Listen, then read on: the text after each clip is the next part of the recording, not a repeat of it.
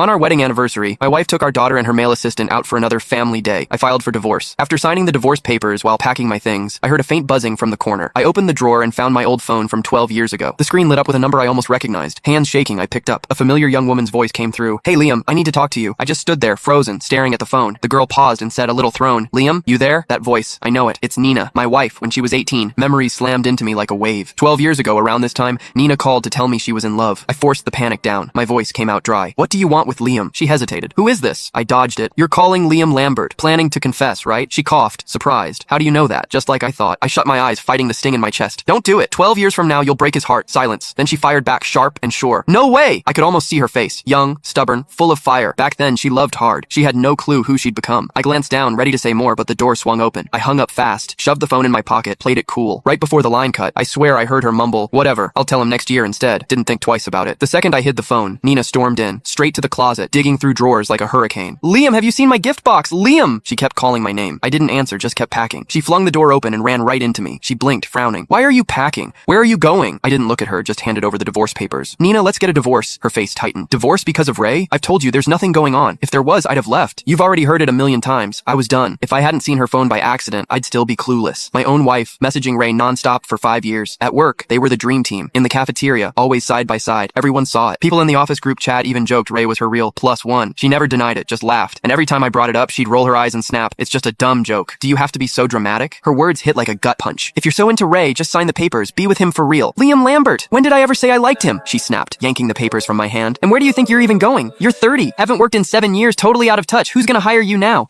How are you gonna survive?" Cold, brutal. 7 years ago, Nina and I were both prepping for interviews at one of the top companies in Avondale. The day before, I got into a car crash while out grabbing fruit for her. Shattered my leg. 3 months in bed. She went solo. Nailed it. When the offer came, she hugged me tight, whispering, "Liam, you got hurt because of me. My job's just starting and Sasha's still little. Stay home with her. I'll take care of us." Thinking about it made my chest twist. I wanted to snap back, say something, anything, but the words just died in my throat. Nina ripped the divorce papers to shreds. That's when her anger finally cooled. "I'm gonna pretend you didn't say any of this. Don't bring it up again." She turned to leave, then stopped at the door. "Oh, where's the gift box?" I kept my eyes down. "Bottom shelf of the closet." "Got it." She grabbed the sleek box, then hesitated at the doorway. "Wait for me at home. I'll be back soon to celebrate our anniversary." A bitter smile pulled at my lips. So she had remembered our anniversary. I'd seen that box yesterday. Inside was a custom suit from a high-end brand. I'd wanted one for years, but never pulled the trigger. At first, I thought it was for me. My heart actually jumped. Then I took it out. Wrong size. Found the card tucked inside. For Ray. Yes, I'd been fooling myself the whole time. That moment, more than anything, made me sure I wanted the divorce. Maybe it was that weird call earlier, but I pulled out my phone and scrolled through the old call log. Nina's confession from way back then. I saw it. The date had changed. It wasn't 12 years ago anymore. It was 11. And I remembered what she'd said right before I hung up. "Whatever. I'll tell him next year instead." My stomach dropped. Could 18-year-old Nina actually mess with the future?